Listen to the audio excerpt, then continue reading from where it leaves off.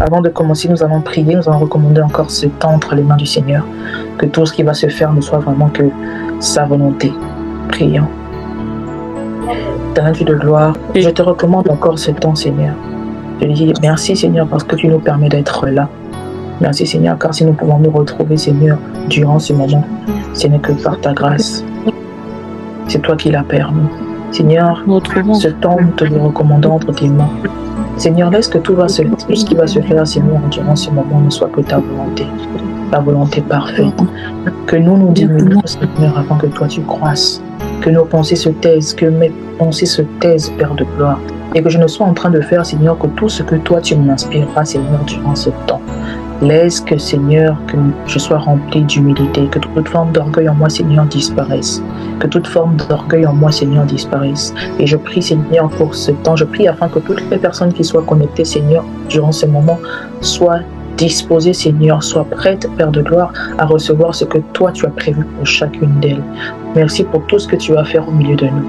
Merci pour tout ce que tu vas accomplir. Merci, Seigneur, pour tous ces cœurs-là, toutes ces âmes-là que tu vas exaucer. Merci pour toutes ces personnes-là qui seront édifiées, enseignées au travers, Seigneur, ce que tu nous diras de dire. Que tout honneur et gloire te reviennent.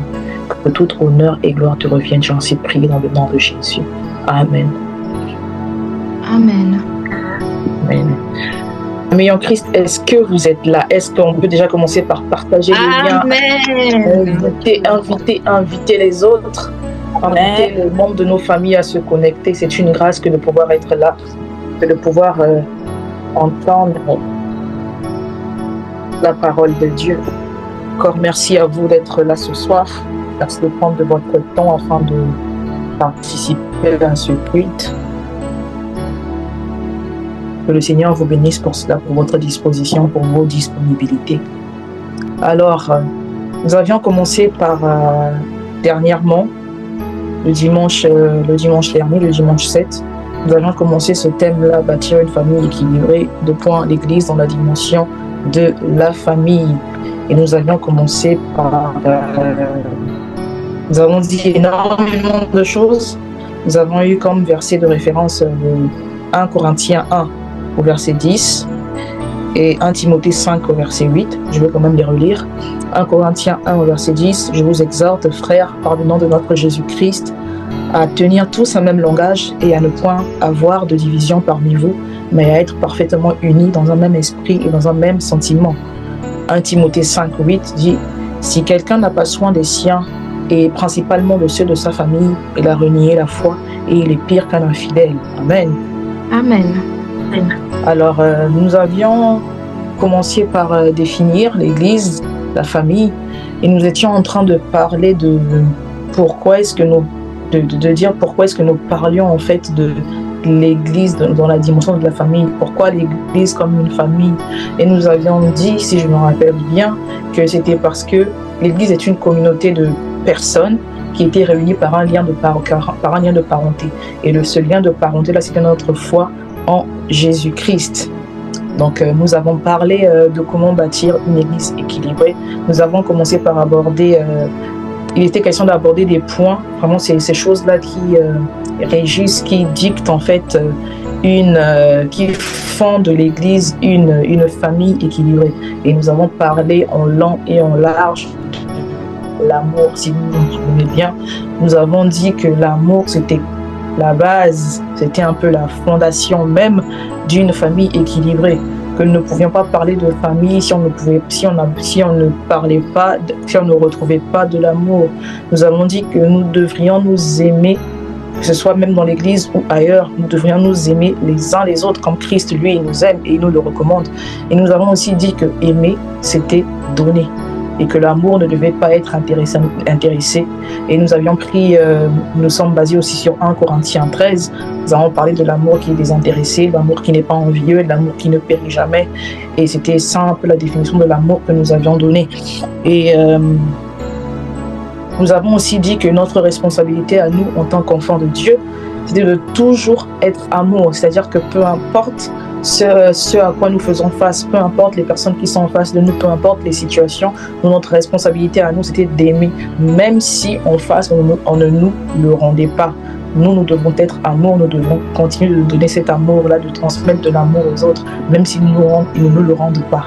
Et on a aussi dit qu'il fallait toujours témoigner de l'amour aussi. Bon, c'est un peu dans la même optique, même à ces personnes-là qui ne nous aiment pas, même à nos ennemis, notre responsabilité c'est de leur témoigner de l'amour. Voilà un peu ce que nous avions dit sur l'amour le dimanche dernier. Aujourd'hui, nous allons aborder d'autres points que le Seigneur m'a mis à cœur d'aborder, dont il fallait que l'on parle. Et le premier point que nous allons aborder, c'est celui de l'union ou de l'unité, si vous voulez. Pendant que j'étais en train de préparer cette journée, ce culte, moi je voulais aller dans une certaine direction, mais le Seigneur m'a ramené dans sa direction à lui. Donc il m'a demandé de parler d'unité. Il m'a dit, on ne peut pas parler d'une famille équilibrée si on ne retrouve pas dans cette famille-là de l'union ou de l'unité. Donc c'est quoi l'unité? L'unité, on parle d'unité lorsque on ne fait qu'un en fait. C'est un peu à l'image d'un mariage. Vous savez, même quand il faut se marier, on dit l'homme quittera son père et sa mère et s'attachera à une femme et ils ne formeront qu'un. C'est quand plusieurs choses arrivent à ne former qu'un. C'est comme dans une famille, c'est lorsque les membres de cette famille-là, on parle d'unité lorsque les membres de cette famille-là arrivent à faire qu'un. Et le Seigneur me disait, avant même d'en arriver à ce stade-là, la première forme d'unité qu'on doit retrouver dans une église qui est équilibrée, avant même que ce ne soit entre membres de cette église-là, de cette communauté-là, il me parlait de l'unité avec le Saint-Esprit. L'unité avec le Saint-Esprit. L'unité avec le Saint-Esprit. L'Esprit de Dieu. Voici ce que le Seigneur est en train de me dire. Il me disait qu'il n'y a pas d'équilibre dans une église si on ne retrouve pas l'Esprit de Dieu. Ça veut dire que si l'Esprit de Dieu n'est pas présent en chacun de nous, au-dedans de nous, on ne peut pas parler d'unité et nous devons faire attention à cela. Donc Acte 2, le verset 33, est-ce qu'on peut prendre Acte 2, le verset 33? Acte 2, le verset 33. Acte 2, le verset 33. Est-ce qu'il y a quelqu'un qui peut se prononcer pour le lire? Je lis au nom du Seigneur. Élevé par la droite de Dieu, il a reçu du Père le Saint-Esprit qui avait été promis. Il a répondu comme vous le voyez et l'entendez. Amen. Élevé par la droite de Dieu, il a reçu du Père le Saint-Esprit qui avait été promis et il a répondu comme vous le voyez et l'entendez. Le premier à avoir reçu l'Esprit de Dieu, c'était pas le premier, mais vraiment j'ai envie de dire, on va dire le premier, c'est Jésus. C'est-à-dire que même Jésus qui a été sacrifié à la croix, qui est mort pour nos péchés, a lui reçu le Saint-Esprit. Ça veut dire que nous, en tant qu'Église, il faut savoir, je le répète encore, l'Église, c'est vous, c'est moi, c'est nous. L'Église, c'est l'ensemble que nous formons, vous et moi. Ça veut dire que même si Jésus, lui, a reçu le Saint-Esprit, ça veut dire que nous aussi, pour que nous soyons réellement considérés comme une église équilibrée, chacun de nous doit être porteur, doit avoir le Saint-Esprit en lui, doit avoir reçu le Saint-Esprit en lui. Ça veut dire quoi? Ça veut dire qu'on ne peut pas parler d'une église où il n'y a pas, où on ne ressent pas la présence du Saint-Esprit, où on ne voit pas la manifestation de l'Esprit de Dieu en fait. Et pendant que j'étais en train de recevoir cela de Dieu, je me disais, mais Seigneur, pourquoi en fait? Parce que, et l'Esprit pouvait me répondre en me disant, mais c'est parce qu'aujourd'hui, et je pense que vous avez peut-être que chacun ici a déjà été témoin de ça, peut-être vécu cette expérience-là. Il arrive aujourd'hui que vous vous retrouviez par exemple dans des communautés, dans d'autres endroits, dans d'autres églises, et que vous arriviez là, peut-être que vous vous sentiez mal à l'aise, que vous sentez que peut-être que vous ne ressentez pas en fait l'Esprit de Dieu dans ce lieu ou dans le lieu où vous vous trouvez. Et ce sont des choses qui arrivent parce qu'on se retrouve dans un siècle, dans une génération où il y a des personnes qui opèrent avec des esprits et pas l'Esprit de Dieu. On s'appelle Église, on se considère comme enfant de Dieu, mais l'esprit qui opère dans nos vies, l'esprit qui opère dans nos églises, entre les quatre murs dans lesquels nous nous retrouvons, ce n'est pas l'esprit de Dieu. Il y a des personnes qui font appel à d'autres esprits. Il y a des personnes qui vont se lier avec des esprits, je ne sais pas, des eaux, des esprits de la forêt, des esprits, je ne sais pas, des mers, des océans, tout ce que vous pouvez imaginer. Il y a des personnes qui, aujourd'hui, opèrent, je ne sais pas, avec des esprits de leur famille, de leurs aïeux, des ancêtres. Il y a des gens aujourd'hui qui ne vivent que par les totems et tout ça. D'autres qui sont dans la franc-maçonnerie, qui sont vraiment dans le monde, vraiment dans des dimensions d'occultisme, mais vraiment, vous n'imaginez même pas. Ça veut dire qu'il faut qu'on soit vigilant et attentif, parce que si ce n'est pas l'Esprit de Dieu qui vit au milieu de nous, qui est là présent en nous, c'est un grand problème. On ne peut pas parler d'équilibre dans une église où l'Esprit de Dieu ne règne pas, où l'Esprit de Dieu n'est pas à l'œuvre. Ça veut dire que normalement, en tant qu'enfant de Dieu, en tant qu'église, en tant que créature nouvelle qui a reçu l'Esprit, c'est-à-dire qu'on doit retrouver en nous et au milieu de nous, en fait, par exemple, le fruit de l'Esprit. Vous le connaissez, Galates 5, 22, il y a beaucoup de choses. On vous citera la paix, le don de foi, la paix, la bienveillance, l'amour, la patience et autres. Ça veut dire que si vous vous retrouvez dans une église où du pasteur principal jusqu'au dernier des fidèles, ce ne sont que des menteurs, des voleurs, je sais pas, des gens qui sont dans la calomnie et autres, vous savez que là, l'Esprit de Dieu, il n'est pas là, parce que les manifestations, elles ne sont pas là. Si vous allez dans une église où les gens, ils vous disent que chez eux, là-bas, c'est pas Christ, c'est pas... Voilà, on ne parle même pas d'Esprit de Dieu, on ne parle même pas du Saint-Esprit, c'est qu'il y a un problème, en fait. On ne peut pas parler d'une église où il n'y a pas le Saint-Esprit. Le Saint-Esprit, il est obligatoire, parce que le Saint-Esprit, il opère dans différentes dimensions. Ça veut dire qu'aussi, on ne peut pas... C'est peut-être anodin ce que je dis, mais c'est très important, parce qu'une église qui n'est pas sous l'impulsion de l'Esprit de Dieu, mais c'est quoi le moteur en fait? Quel est le moteur? Quelle est la source? C'est quoi la source? Parce que la source, c'est Christ, c'est l'Esprit de Dieu. C'est quoi la source? Et si la source, ce n'est pas, si on ne retrouve pas l'Esprit de Dieu, s'il n'y a pas l'impulsion du Saint-Esprit, ses œuvres et autres, ça veut dire qu'il y a un problème. Il n'y a pas d'équilibre. Il n'y a vraiment pas d'équilibre. Christ, Jésus, lui, il a reçu le Saint-Esprit. Pourquoi est-ce que nous, en tant qu'Église, nous ne devrions pas avoir le Saint-Esprit? Ça veut dire qu'il y a un problème quelque part.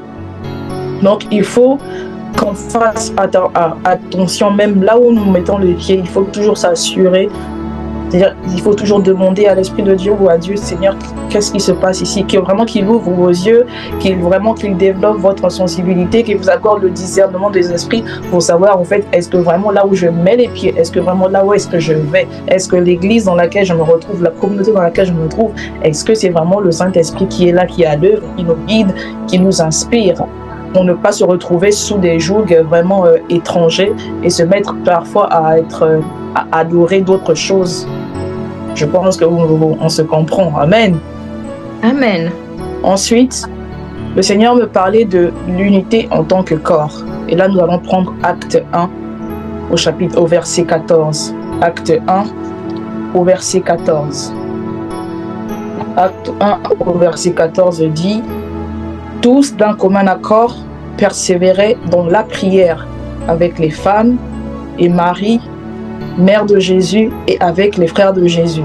Je reprends. Tous d'un commun accord persévéraient dans la prière avec les femmes et Marie, mère de Jésus, et avec les frères de Jésus. Alors sur ce point-là, moi j'ai beaucoup à dire. Le Seigneur m'a énormément parlé de ce point-là et je pense que même nous, familles en Christ, nous allons nous sentir énormément concernés. Énormément. La première unité, d'abord avec le Saint-Esprit, parce qu'on doit retrouver le Saint-Esprit au milieu de nous et en nous, c'est ce qui fait notre équilibre. La deuxième unité, c'est en tant que l'unité, en tant que corps, c'est-à-dire entre membres de cette famille-là. Et en repartant sur Acte 1, 14, il disait tous d'un commun accord. persévérer dans la prière.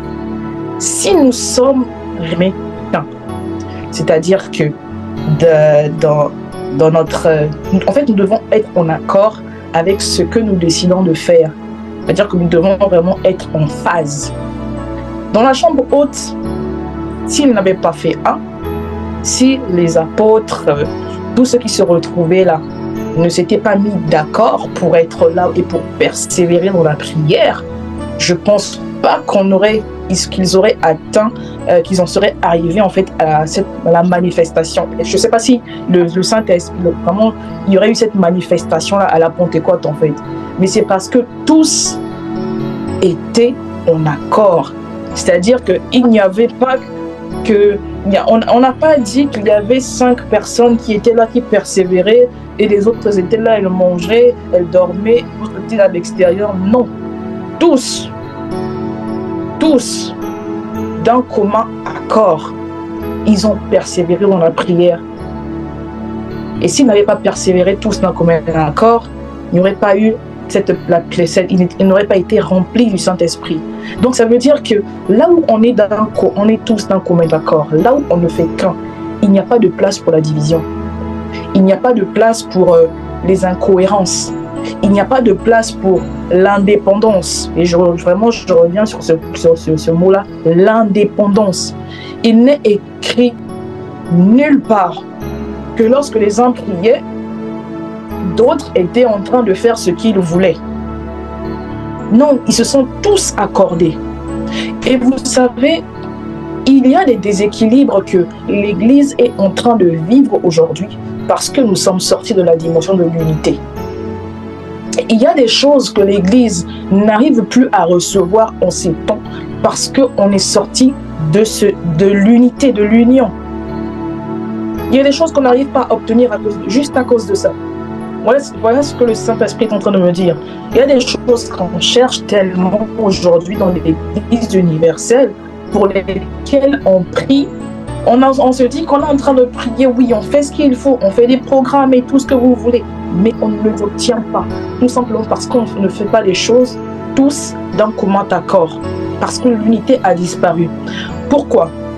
Je vais vous prendre un exemple tout simple que le Seigneur m'a mis à terre. Quand on dit par exemple, on fait un programme, ok d'accord, programme pour l'église, nous devons prier pour telle chose parce que peut-être, voilà, on va peut-être prier pour le programme, c'est prier pour une vie la vie de prière équilibrée et autres. Mais on fait un programme, on se met tous d'accord, on a pris 20 jours, je sais pas, 40 jours.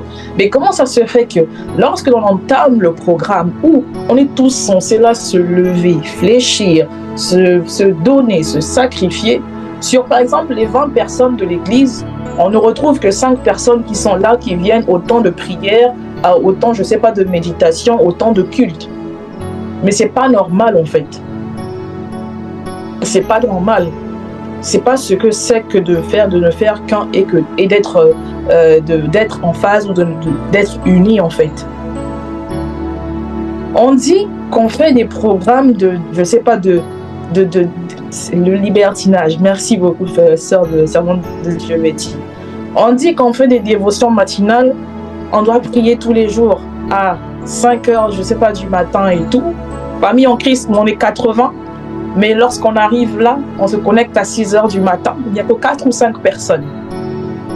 C'est pas normal. Ça peut paraître anodin. Ça peut paraître anodin et peut-être même vide de sens, ce que je dis, parce que vous savez, il y a des gens qui vont peut-être dire oui, mais moi, je me lève à la même heure pour aller au travail, etc.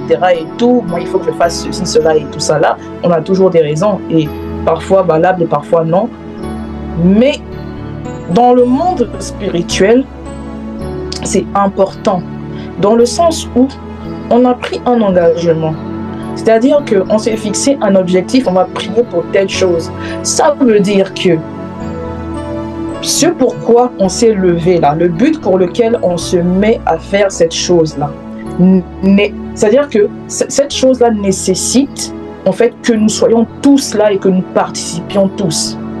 Mais à partir du moment où on se détache, la chaîne, elle se casse.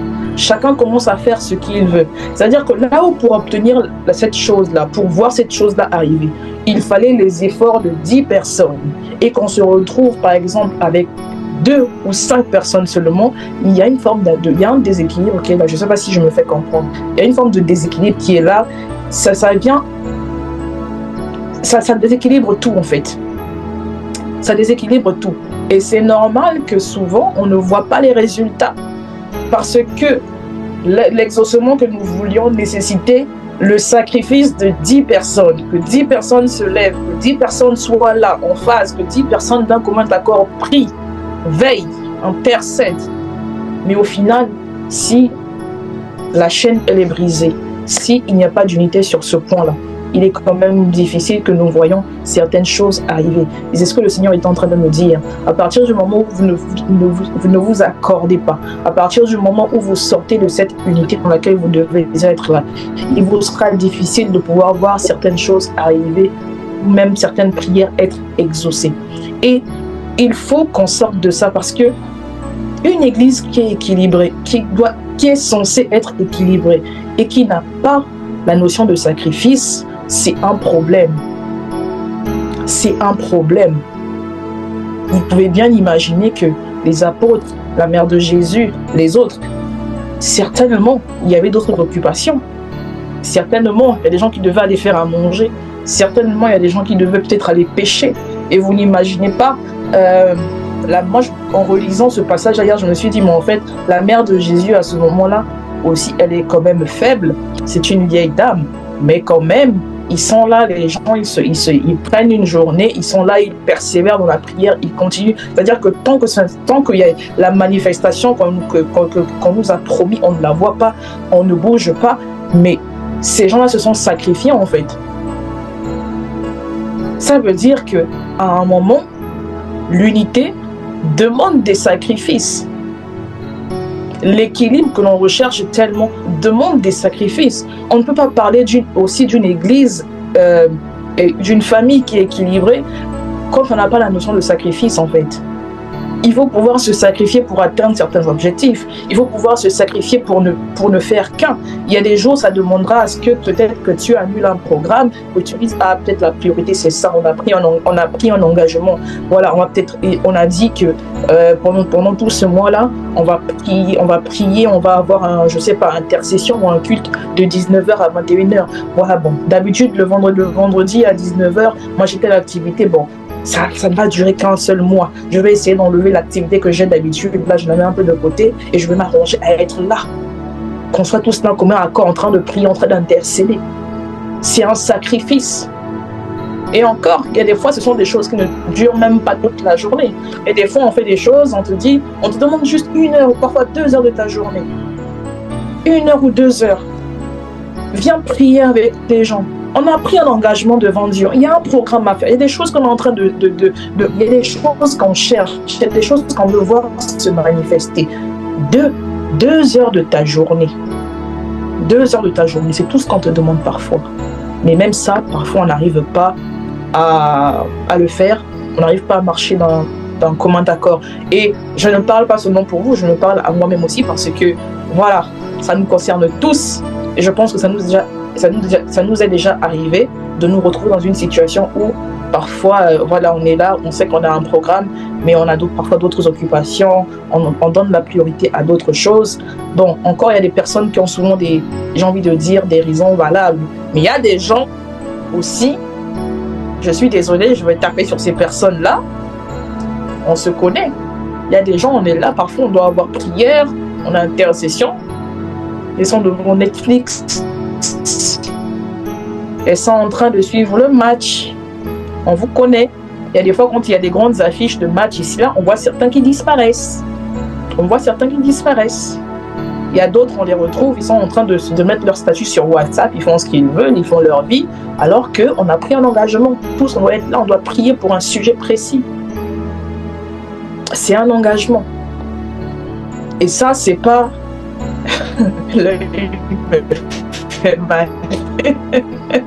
Oui, il y a tellement de raisons qu'on reçoit parfois. Papa Chris, il est là. Il peut en témoigner.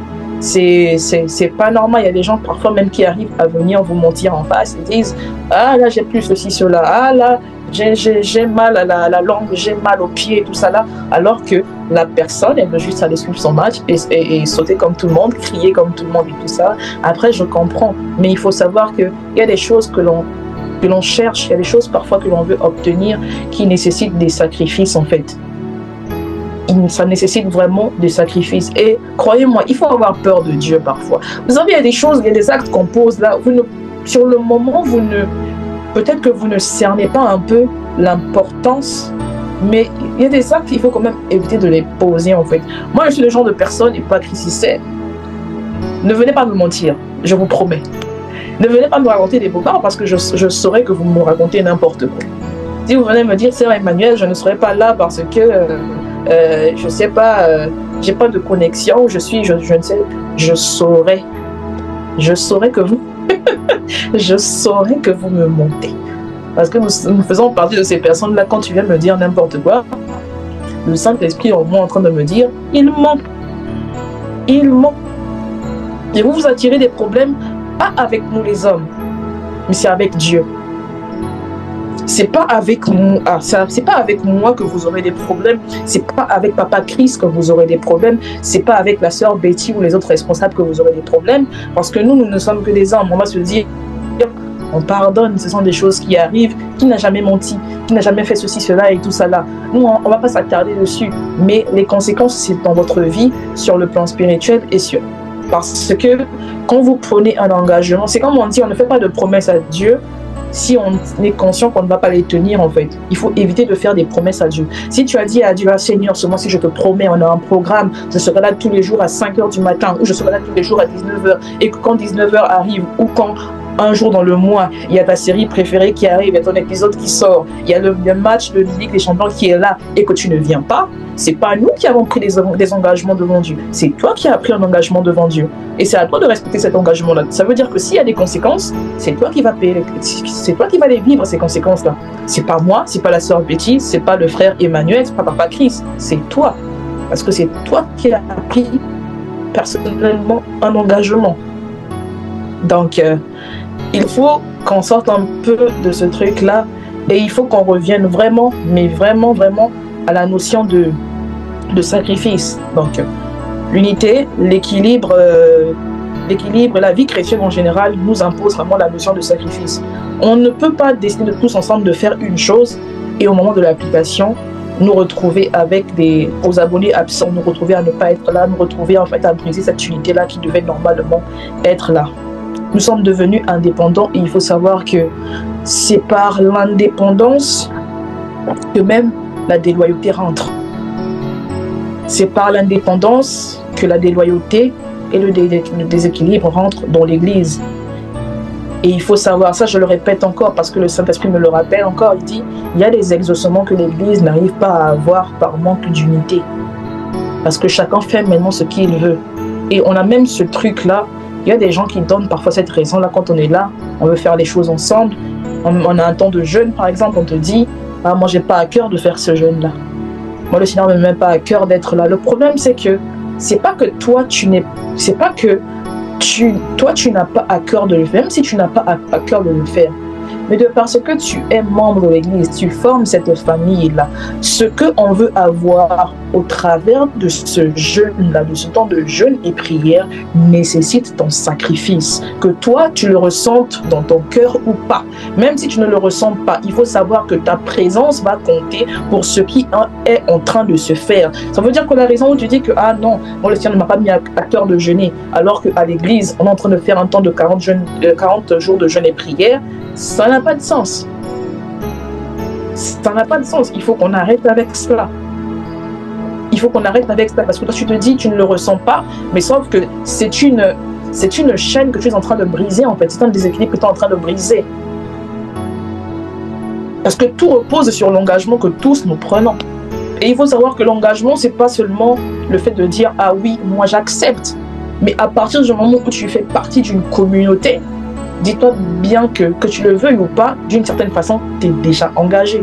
Tu fais partie de l'Église, c'est comme si quelque part tu avais signé un engagement sans pourtant que tu ne le saches, en fait. C'est-à-dire que ta présence, elle est obligatoire pour certaines choses. On comprend que tu es par des occupations, des responsabilités aussi, ça peut arriver, mais le fait que tu sois là, que tu sois avec voilà, dans cette église-là, ta présence est une forme d'engagement, en fait. Ta présence est une forme d'engagement. Donc, il faut qu'on revienne un peu, qu'on revienne un peu à cette unité-là, qu'on se remette d'accord, qu'on arrive à prier d'un commun accord, qu'on arrive à jeûner d'un commun accord, qu'on arrive à intercéder d'un commun accord. Voilà, quand on fait des programmes, les amis, venez, jeûnez. Même si tu n'as pas à cœur, même si le Saint-Esprit n'est pas descendu te révéler, Dieu lui-même ne s'est pas montré à toi, mais rien que par fidélité, par loyauté et parce que tu es là, il faut le faire en fait, parce que tu ne sais pas en fait quelle est ton importance dans l'église. Parce qu'on se dit parfois, moi je ne suis qu'un membre, je ne suis qu'un simple membre et tout ça là, un simple fidèle, je n'ai pas de responsabilité et tout ça là. Mais sans que tu ne le saches, ta personne a de l'importance. À partir du moment où tu fais partie d'une communauté, en fait, tu ne sais même pas quel est le poids que tu as spirituellement. Toi, tu te négliges. Tu te dis, bon, moi, je viens comme je veux et tout ça là. Mais peut-être que dans le livre de Dieu, là, dans les plans de Dieu, tu es une personne très, très, très importante. C'est pas parce que tu n'es pas responsable, c'est pas parce que tu n'es pas président de la jeunesse, je ne sais quoi, que tu n'as pas ton importance. Chaque personne compte. C'est comme je l'ai dit, l'église, c'est vous, c'est moi, c'est nous tous, en fait. C'est pas seulement des personnes particulières. L'église, c'est pas seulement le responsable, un tel, le pasteur, et puis un tel. Non, l'église, c'est tout le monde. Même ceux qui n'ont pas de titre. Jusqu'au plus petit, au dernier fidèle, nous formons tous l'église. Ce n'est pas une question de titre, ce n'est pas une question de responsabilité, ce n'est pas une question de hiérarchie. Ce n'est pas une question de hiérarchie. Nous formons tous l'église. Et si nous ne faisons pas les choses d'accord, il y aura toujours des équilibres. On ne peut pas être une famille équilibrée si nous faisons les choses de par nous-mêmes, si chacun est dans son indépendance. Voilà. Et il faut savoir qu'on a besoin de ça. On a besoin d'unité. Pour être une véritable famille, on a besoin d'unité. On a vraiment besoin d'unité. Il faut qu'on revienne à ça. Il faut qu'on arrive à être en phase lorsqu'on fait les uns sur les autres. Il faut qu'on revienne à ça, qu'on ne fasse qu'un en fait. On ne peut pas parler d'une église équilibrée sans unité. Amen. Amen. Amis en Christ, est-ce que vous êtes là? Amen. Gloire à Dieu.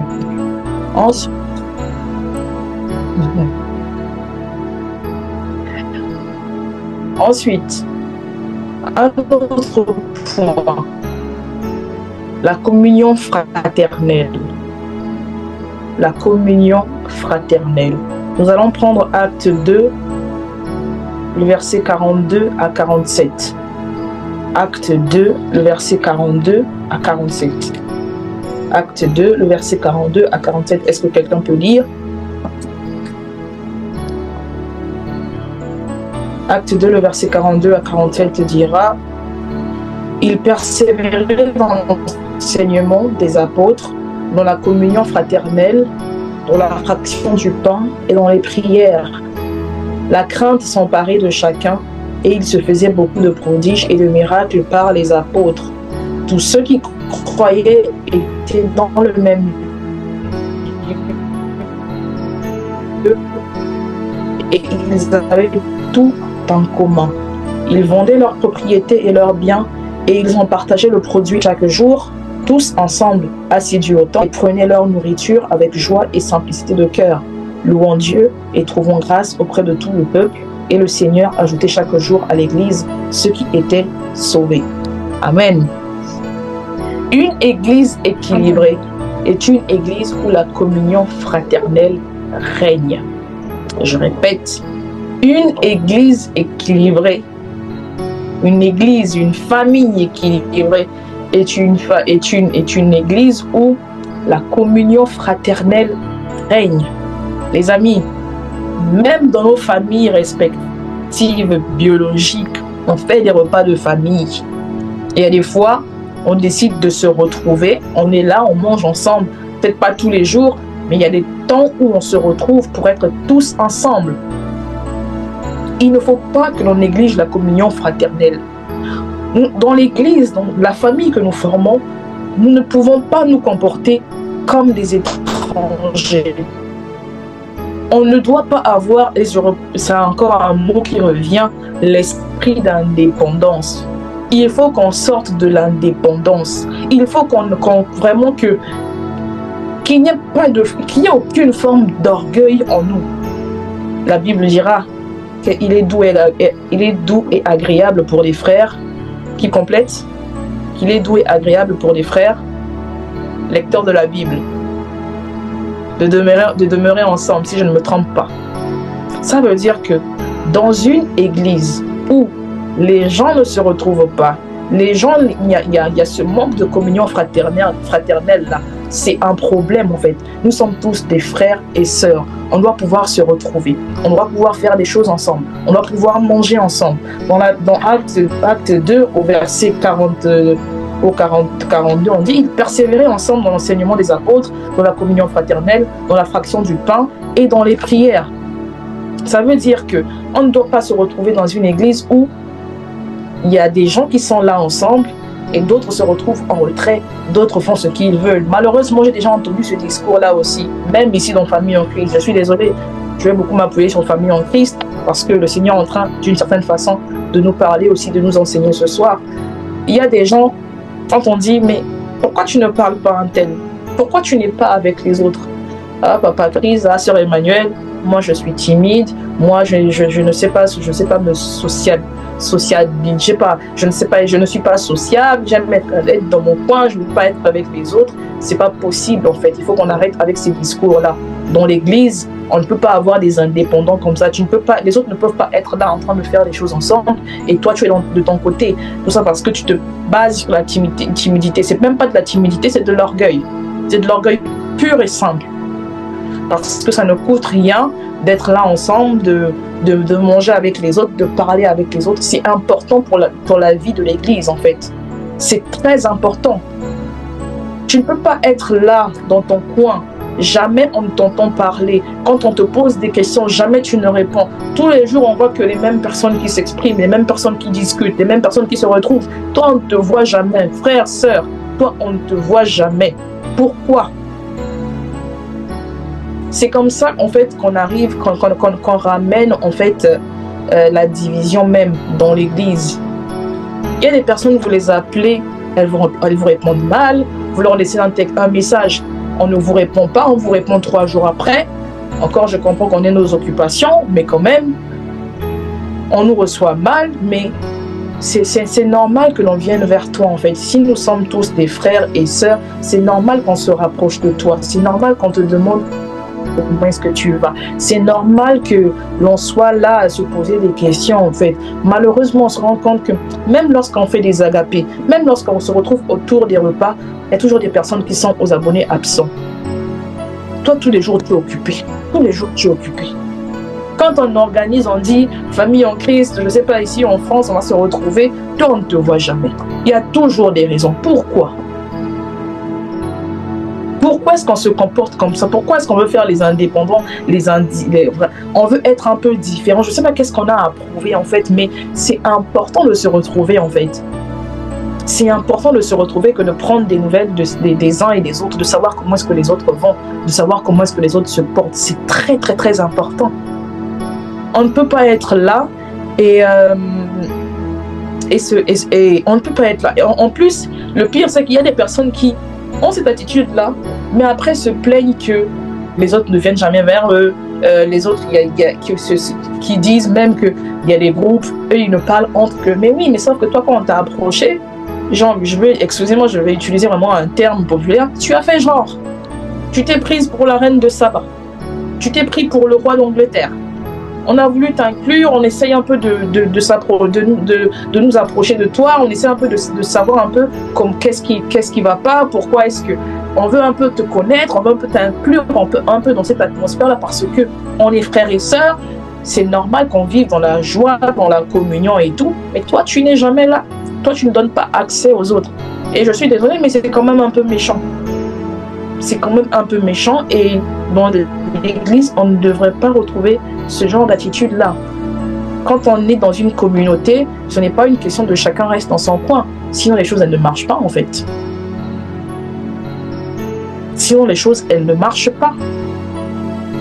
Tu ne peux pas te dire que je suis dans une communauté et tu fais ton indépendant. Ça ne va pas. Quand les gens disent « Ah d'accord, on va faire un agapé et tout ça, là, on se prépare. Qu'est-ce que toi tu apportes quoi? Toi tu apportes quoi?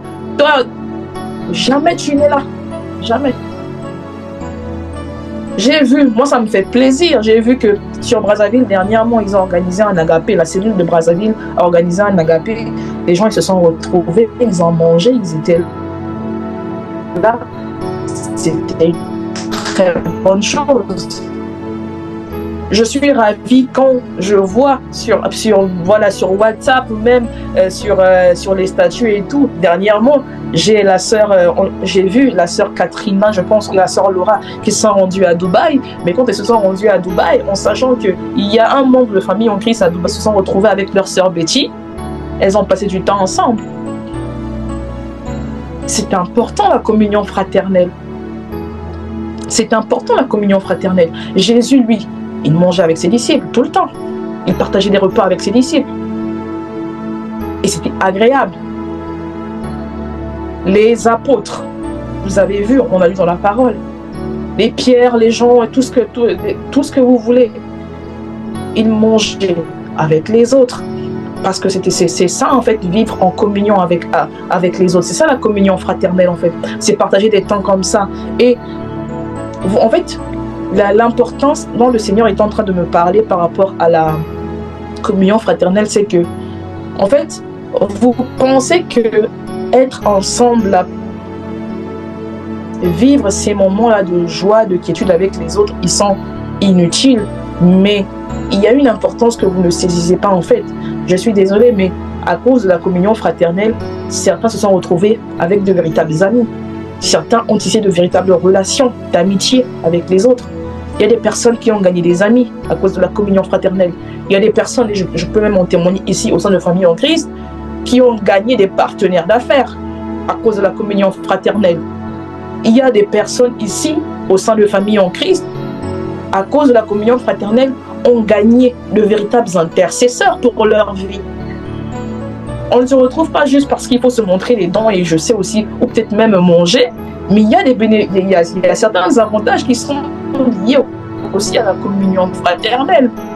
Moi, je ne savais même pas que j'avais gagné des intercesseurs. J'étais surprise un jour quand une sœur est venue me parler, elle m'a fait des messages et tout ça là, elle me dit « Ah, sœur Emmanuel, je prie, mais vraiment, ne t'en fais pas, moi je prie pour toi dans telle direction, telle direction, telle direction. » Je disais « Ah bon ?» Mais ça, je ne le savais même pas en fait. Je ne le savais pas. Parce qu'on est là, on passe du temps avec les autres, on apprend à connaître les autres. Quand on s'assoit avec les gens, qu'on décide de parler avec les autres, de manger avec les autres, en fait, il y a des aspects de la vie des autres que vous découvrez. Il y a des choses que vous découvrez dans la communion fraternelle. Et des fois, tu es là en tête de dire « Ah, moi j'ai tel problème quand même, mais ça va par la grâce de Dieu et tout ça là. » L'autre a capté. L'autre a enregistré. « Ah Seigneur, quand la personne rentre chez elle le soir, « Ah Seigneur, je prie pour la sœur Intel.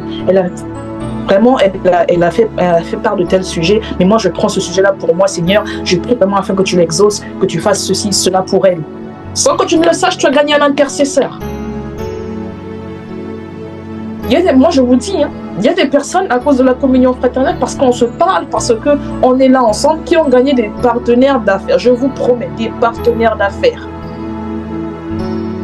On est là. Oh, mais toi, tu fais quoi dans la vie? Non, moi, je suis médecin. Toi, tu fais quoi? Non, moi, je vends, je sais pas, les mèches, tout ça. Là. Oh, ah bon? Mais moi, je gère les transports.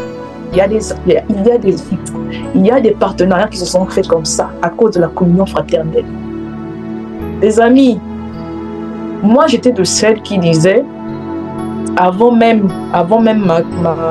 quand j'ai été convertie, je me rappelle en 2000, quand le Seigneur a commencé à faire un ménage, en fait, dans mon entourage, dans mes amitiés, j'étais en train de dire, Seigneur, mais en fait, moi, les personnes qui sont autour de moi, donc mes amis. Déjà, j'ai pas beaucoup d'amis. J'ai vraiment pas beaucoup d'amis. Je me disais, mais les amis que j'ai, en fait, ce ne sont pas de mauvaises personnes. Ce sont des adultes, des gens qui sont responsables, qui mènent leur vie d'une certaine façon, de façon peut-être posée, carrée et tout ça là. Ils ne sont pas dans les bêtises. Donc, pourquoi, en fait, tu viendrais m'enlever ces personnes-là, ces personnes qui ont la même mentalité que moi, ces personnes qui réfléchissent comme moi, ces personnes avec qui j'ai des projets communs, ces personnes avec qui vraiment je fais des choses et tout. C'est ce que je disais au Seigneur. Parce que pour moi, dans ma tête, mon image, c'était quoi? Moi, quand on me parlait de l'église, je me disais, l'église, tu vas rencontrer des gens, et les personnes, c'est des gens qui vont tout le temps te dire, il faut prier, prier, prier. Pas des gens qui ont des ambitions, pas des gens qui réfléchissent, qui voient loin. Pour moi, c'était seulement des gens qui t'emmènent juste à prier, qui vont te dire, bon, sœur, venez, on va prier, tout ça là. Mais, quelle a été ma joie? Grande a été ma joie quand je me suis rendu compte que, vous savez, quand le Seigneur, il fait un ménage autour de vous, quand il décide d'enlever, même de changer vos amitiés, ne croyez pas que c'est pour vous tuer, pour vous descendre, pour vous réduire, en fait. C'est-à-dire que si vous pensez que vous avez quelque chose de bien, de bonnes amitiés, le Seigneur viendra le remplacer par de meilleures amitiés. Non seulement dans l'église, j'ai gagné, j'ai trouvé des frères et sœurs qui prient pour moi, mais en même temps, j'ai gagné des frères et sœurs avec qui j'ai commencé à faire certaines choses, en fait. Des affaires. C'est-à-dire que là où je pensais que dans l'église, je ne pouvais pas trouver cela, ben le Seigneur m'a prouvé le contraire, en fait. Le Seigneur m'a prouvé le contraire. Il y a des gens avec qui on a fait des affaires ici, au sein de Famille en Christ. Il y a des gens avec qui, aujourd'hui, je veux vous dire, en fait, si vous ne prenez pas le temps de découvrir quelles sont les personnes qui sont autour de vous, vous allez tellement rater des choses. Ça, je veux le dire comme ça. J'espère que ça ne retombera pas dessus, mais il y a des gens, même nous, surtout nous, en tant que Congolais, on est là. Et des fois, on a même du mal parfois à avoir des papiers, le passeport, des trucs comme ça. Mais est-ce que vous savez qu'en Famille en Christ, là, il y a des personnes qui, en tant que Congolais, là où certains attendent des mois pour avoir le passeport, peuvent vous faire avoir le passeport en 2-3 jours.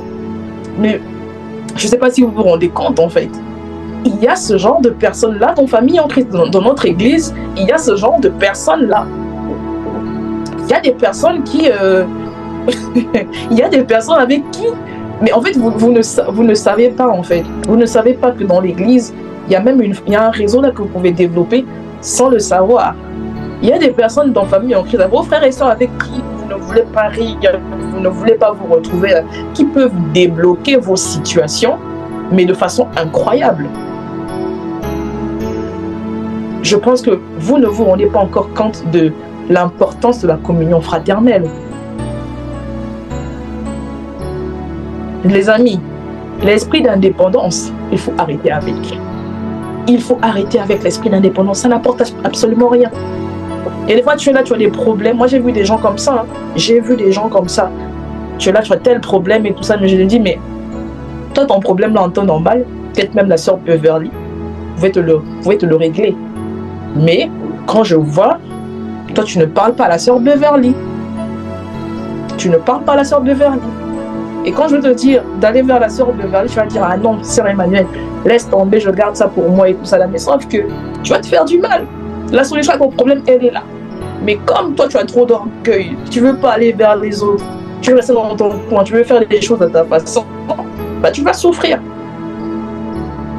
Tu vas souffrir. Les amis, la communion fraternelle, c'est important. C'est très important. On a besoin des uns et des autres. Les témoignages, surtout au sein de Famille en Christ, je peux en donner 1000. Exactement. Il y a des médecins ici. Il y a des architectes dans Famille en Christ. Il y a beaucoup de choses.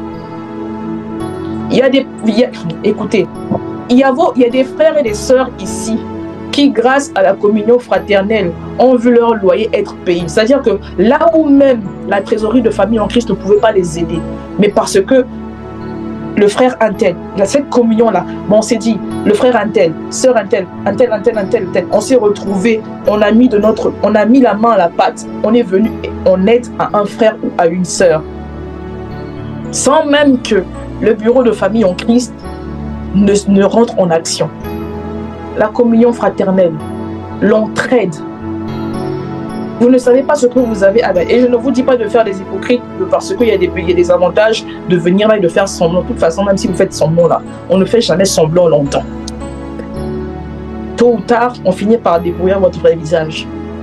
Mais c'est important d'être là avec les autres. C'est important parce qu'il y a tellement de choses à gagner. Il y a tellement de choses à expérimenter. La joie, l'amour, la communion fraternelle, c'est important. Et des fois, tu es en train de passer par un temps de dépression, mais si tu es avec les autres, peut-être que les pensées qui montent dans ton esprit, là, elles n'auraient pas eu raison de toi, en fait. Je connais des personnes ici qui sont retrouvées dans des situations, dépression, tentative de suicide, mais parce qu'il y avait les frères et sœurs à côté, parce qu'il y avait eu cette communion fraternelle-là. Ces personnes-là ont trouvé des refuges, une famille, des gens à qui parler, des gens sur qui compter. C'est important. Nous devons apprendre à vivre ensemble. Nous devons apprendre à nous aimer. Nous devons apprendre à nous considérer. Nous devons apprendre à nous entraîner. C'est important. On ne peut pas se dire église s'il n'y a pas cette forme de communion-là, en fait. On ne peut pas se qualifier d'être une église équilibrée s'il n'y a pas cette communion-là. Même vous vous rendez compte, dans Acte 2, on dit, dans les versets 45, on dit, ils vendaient leurs propriétés et leurs biens et ils ont partagé le produit entre tous selon les besoins de chacun. Les autres savaient être là les uns pour les autres. Toi-même, là, quand il y a un problème, quand on dit, oh frère, sœur, je sens une petite cotisation de 1 euro, 2 euros là, tu n'es jamais là. Tu n'es jamais là. Quand d'autres soumettent leurs problèmes, ça ne te regarde pas. Mais si toi tu as un problème, si seulement on ne t'aide pas, c'est comme si on avait déclaré la 3e guerre mondiale. Mais il faut savoir que, je suis désolée, il y a aussi une forme de réciprocité qu'il faut avoir. Tu ne peux pas t'attendre à ce qu'on soit là pour toi, alors que toi, tu n'es pas là pour les autres. C'est pas comme ça que ça fonctionne. C'est pas comme ça.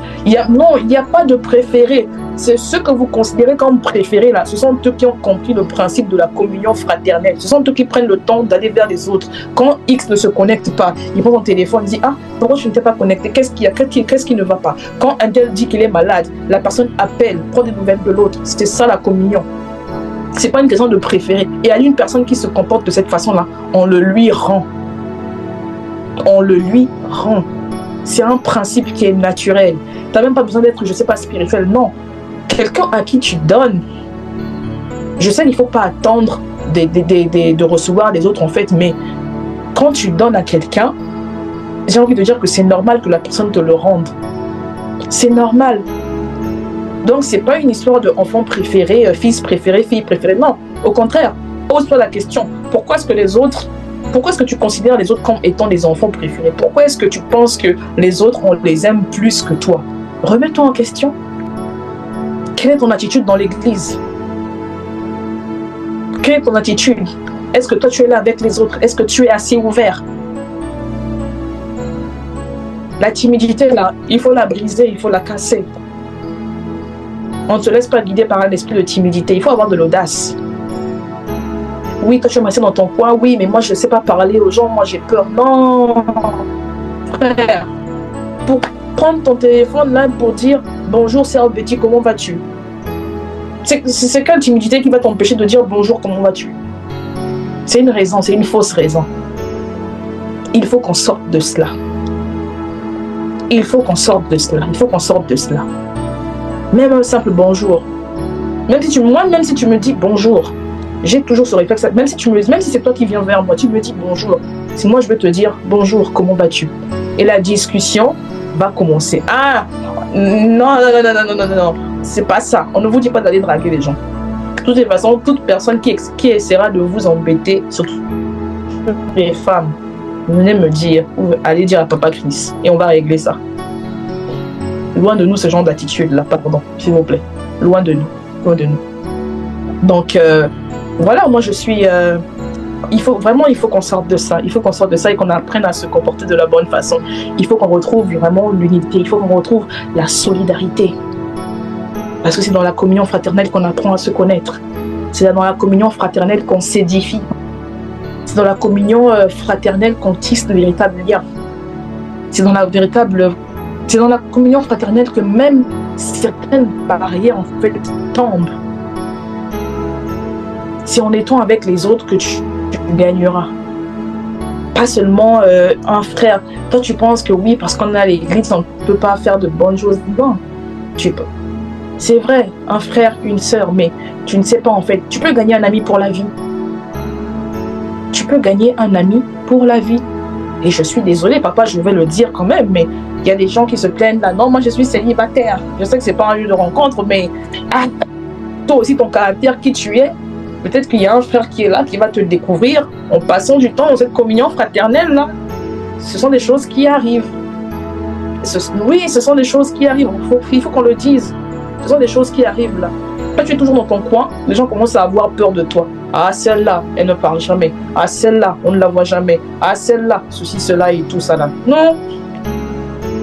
Et des fois, il y a quelqu'un qui a envie de t'aborder là, mais celle-là aussi, elle est toujours froide, elle parle mal aux autres, tout ça.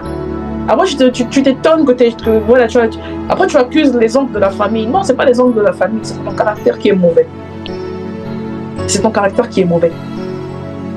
Oui, c'est pas, je ne sais pas, c'est pas les esprits de vos familles, non. Et des fois, il faut laisser aussi le diable tranquille. Et des fois, même, je suis sûre que quand on accuse le diable, là, lui-même, il se demande, c'est moi. Lui-même, il est étonné, en fait. Et des fois, il faut qu'on laisse le diable tranquille. Et des fois, c'est nous-mêmes le problème, c'est nous-mêmes. C'est ton caractère. Tu es là, tu te dis, mais pourquoi est-ce que moi, personne ne m'approche? Oui, personne ne t'approche parce que tu ne donnes pas envie aux autres de t'approcher, parce que tu repousses les autres. Il faut se remettre en question. Il faut se remettre en question. Apprenons vraiment à vivre ensemble. Apprenons à vivre ensemble. Apprenons à vivre ensemble. Il faut vraiment qu'il y ait toujours cette communion-là. Apprenons à vivre ensemble. Il faut qu'on arrête avec l'esprit d'indépendance. Il faut qu'on arrête de faire les choses voilà, à notre façon, à notre sauce. Il faut comprendre que s'il y a certaines choses qui sont établies, s'il y a certaines choses que l'on demande dans l'église, c'est pour notre bien-être, c'est pour notre bien en fait. C'est pour notre bien. Une église, les gens doivent être dans la joie. Les gens doivent se parler. Il doit y avoir de la bienveillance. On doit partager des temps de joie et de simplicité ensemble. On doit rigoler ensemble. On doit travailler ensemble. On doit prier ensemble. On doit intercéder ensemble. Il ne peut pas y avoir de l'égoïsme au milieu de nous. L'égoïsme n'a pas sa place. L'égoïsme n'a pas sa place. L'indépendance n'a pas sa place. L'orgueil n'a pas sa place au milieu de nous. L'orgueil n'a pas sa place. L'orgueil n'a pas sa place. Et croyez-moi, moi, si je le dis, moi, je n'accuse pas les gens, mais moi, je me prends toujours en exemple. S'il y a peut-être quelqu'un qui est là, qui se dit, oui, qui est peut-être dans cette situation, il se dit que je n'arrive pas à aller vers les autres, je n'arrive pas à parler. Je pense qu'on est tous passés par là. On n'a peut-être pas tous le même caractère, on n'a peut-être pas tous les mêmes impulsions et tout ça là, mais faut pas penser que ton cas est particulier et tout ça. Il faut faire le premier pas, il faut apprendre à faire le premier pas. Moi aussi, j'étais timide avant, et des fois, j'avais du mal à parler aux gens. Il est arrivé un moment aussi où on me bousculait, on me disait il faut parler à un tel, il faut parler, il faut s'ouvrir, parce que c'est important. Et croyez-moi, en le faisant, j'ai gagné beaucoup. Mais j'ai vraiment gagné énormément. J'ai vraiment gagné énormément. Et dites-vous que je pense que ces dernièrement que je témoignais le dimanche dernier, je pouvais témoigner du groupe de femmes qu'on avait au début, lorsqu'on a commencé Famille en Christ. Croyez-moi que ces femmes-là, toutes ces femmes que j'ai rencontrées au sein de Famille en Christ, elles n'auraient pas été une source de bénédiction pour moi si j'avais été une indépendante en fait. Vous savez, il y a des bénédictions qui sont cachées en des frères, en des sœurs en fait. Et des fois tu es là, tu as des problèmes, tu as des situations et tout, mais l'exaucement de ta prière, c'est pas forcément Dieu qui va descendre et te parler, mais Dieu il passe par les hommes aussi. Dieu il passe par les hommes pour agir. Ça veut dire que si tu ne t'ouvres pas, si tu ne tues pas cette indépendance, si tu ne tues pas cette timidité-là, tu passeras à côté de beaucoup de choses. Le Seigneur, pour bénir un homme, il passe par des hommes. Je répète, le Seigneur, pour bénir un homme, il passe aussi par les hommes. Tu n'as pas idée de ce à côté de quoi tu passes quand tu restes dans ton coin seul. Dieu bénit l'homme par l'homme. Dieu bénit l'homme par l'homme. Et moi, je prie vraiment qu'au sein de famille en Christ, que vraiment, c'est bizarre, mais vraiment le terme indépendance, là, je pense que ça nous concerne vraiment famille en Christ, mais vraiment il faut que nous sortions de cela. Il faudrait que nous sortions de l'indépendance en tout point. Qu'on arrête de vouloir faire les choses de par nous-mêmes. Qu'on arrête de penser que voilà, c'est nous-mêmes qui devons décider de certaines choses. Arrêtons avec l'esprit d'indépendance, je vous en prie.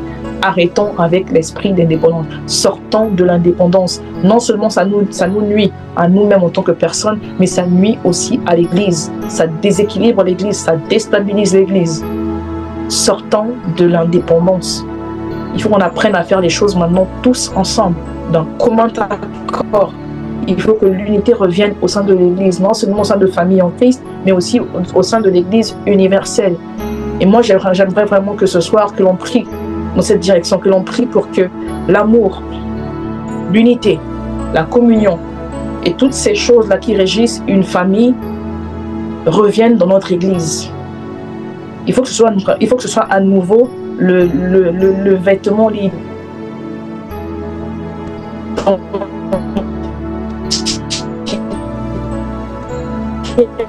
En fait, de l'Église, non seulement de famille en Christ, mais de l'Église universelle, l'amour, la communion fraternelle, l'unité.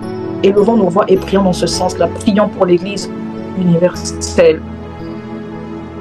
Abba Père, nous te rendons grâce, Père de gloire. Ce soir encore, nous prions pour ton Église, Père de gloire. Alors même que nous passons par des temps, Seigneur, où l'Église est déséquilibrée. Alors même que nous passons par des moments, Père de gloire, où l'Église, Seigneur, a perdu de son identité. Nous prions, Seigneur, afin que tu ramènes, Seigneur, au sein de ton Église, l'amour. Que l'amour fasse son retour, Père de gloire. Car nous ne savons pas nous aimer. Nous ne savons pas nous aimer, Seigneur. Nous ne respectons pas, Seigneur, ce commandement-là que toi tu nous as donné. Donne-nous, Seigneur, de nous aimer à nouveau. Donne-nous d'aimer les autres, Seigneur, comme toi tu nous leur donnes de faire. Le Père, là où les divisions étaient installées, Papa, je prie, Père de toi, afin que l'unité revienne. Que nous fassions les choses, Seigneur, non pas avec un esprit d'indépendance, mais avec un esprit d'unité.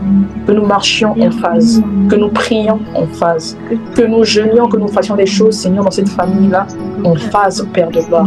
Au milieu de nous, Seigneur, que vraiment s'il y avait des esprits indépendants, si l'indépendance était vraiment bien présent au milieu de nous, Seigneur, nous bannissons, nous chassons cet esprit-là, l'esprit d'indépendance, nous chassons l'esprit d'indépendance et nous prions pour la véritable unité.